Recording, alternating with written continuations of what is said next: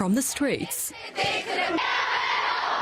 to the classroom, women in India are angry over what they're labelling the country's rape crisis. Their outrage this time caused by the death of a woman in the northern state of Uttar Pradesh. The 23-year-old was set on fire by a gang of men as she was on her way to testify against her alleged rapists. Local media say she walked ablaze for nearly a kilometre seeking help before finally calling the police herself. Her family are calling for justice. We want them to be hanged and as soon as possible, not like other cases where it takes 10 to 20 years to reach the final step of the judicial process.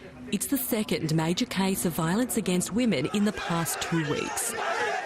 Days ago, Indian police shot dead 4 men who were suspected of raping and killing a 27-year-old veterinarian in the country's south. Authorities say they had tried to snatch their weapons and escape during a reenactment of the crime.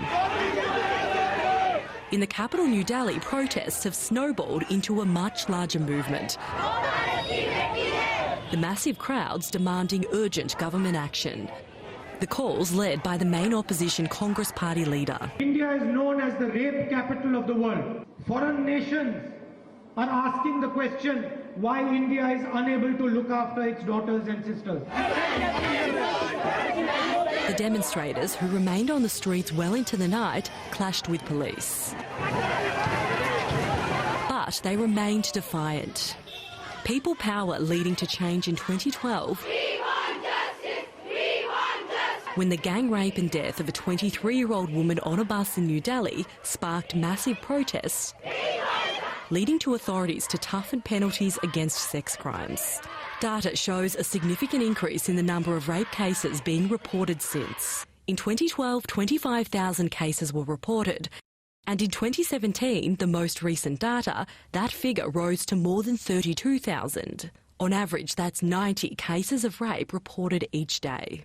But Indian courts appear to be struggling to deal with the increase. By the end of 2017, there were almost 128,000 unresolved cases.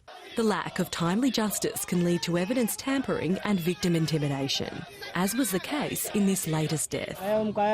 Yes, we have been threatened. We were told to back off in many ways. Human rights activists say punishing individual perpetrators isn't enough. The government must ramp up its efforts to prevent violence against women.